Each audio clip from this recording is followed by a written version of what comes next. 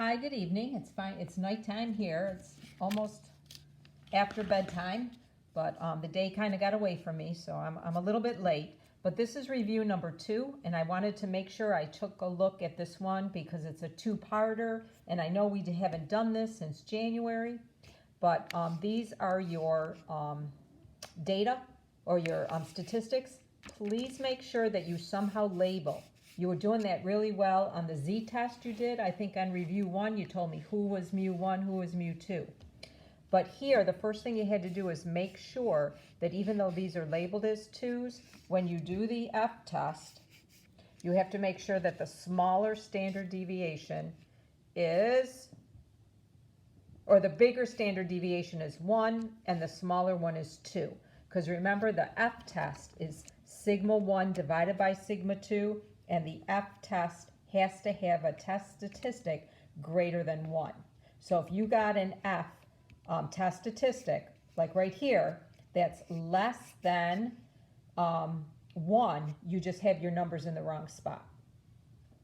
So, and then the critical value came from the table I gave you with your degrees of freedom was 9 and 9 on both of them. And you just look that up on that table with the 0.025 at the top. Because it was two-tailed, this alpha had to be cut in half. So the alpha here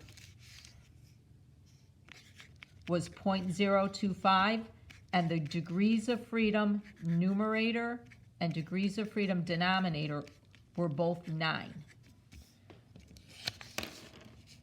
And then this was an F-test. I didn't do much on the diagram, I'm sorry. I've been like running crazy with meetings and final projects and all this other stuff. So anyways, it's a do not reject. Yes, we're gonna pull the data. And I will tell you that on the final, the diagrams, I like the diagrams because they help, this is my shaded region, they help tell me what my decision is. But the diagrams on the final exam are optional. Now the second part caught a bunch of people also. Now this is here's where they want the mean to see if the averages, see how these are X bars, see if the averages are different. So it is two-tailed. So this is where you have your mu's. I like the fact that everybody put sigmas for the first one, mu's for the second one. It's a p-value test. Every time you see this diagram means the test is in the calculator and it's a p-value test. So your critical value is your alpha. And again, we had to cut it in half. And then I have it here.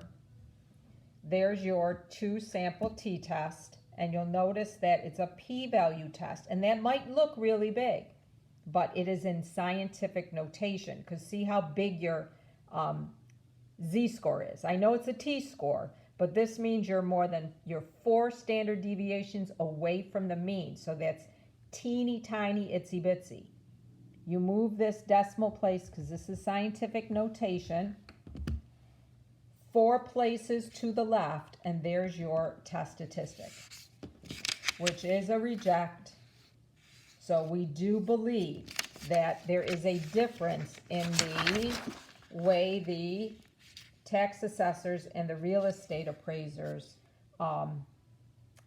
evaluate the homes. And then I didn't see anybody with a problem on the runs test. This was number 2. It was pretty easy. And again, I was running through this really quick. The high temperatures for spring and summer temperatures are selected randomly. I should have, bad me, should have put up maybe a few more words in there. And H1 would be the temperatures in spring and summer, the high temperatures in wherever it was are not random. And then here, see, look at, I did a lot of work up here. I counted up how many odds and how many evens, and I counted them, added them up, make sure I got 30, and counted to make sure I had 30 pieces of data. See how they're odd, changes to even, changes to odd, changes back to even. 16 runs. Doesn't matter how you read this chart on the runs chart.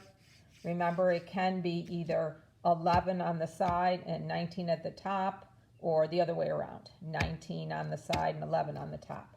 And you should get your critical value. It's very, very, very, very, very rare to have a reject in the runs test.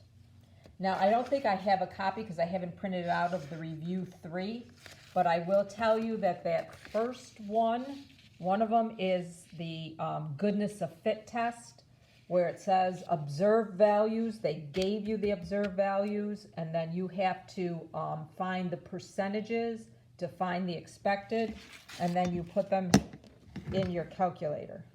That was I'm trying to get the glare off of here. Stat. We should have a goodness of fit test, and just remember that these are the numbers they gave you. In L1, you put the numbers that they gave you in the problem. You find the percentages of the total of the numbers in L1. Find those percentages, round them to, I would go 4 decimal places, and then put those numbers in, and then you can find your test statistic. And I gave you the table. The degrees of freedom will be 1 less than the number of categories that you had for whatever it was. And then the second test was the Spearman rank, which we just did a couple weeks ago, was the one right before the runs. It is 8 p.m. I am ready to finish my work day here. So adios. Oh, one last thing. Here is the list of people. If I read your name, you handed me either review 1 or review 2. Now I've only got probably less than half of you, so choppa.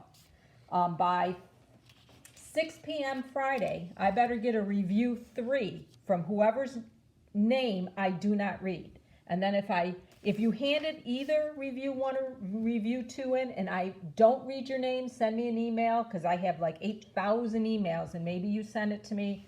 Maybe it's on Google Classroom, maybe I can't find it, but just send me a little, hey, I handed that in. Now remember, there's 3 reviews. I need at least 1 review if you want 100 for your 4th quarter average. If you miss any of the assignments that I gave you, any of those tests, then your 4th quarter grade goes down. But if you hand them all in, you get 100.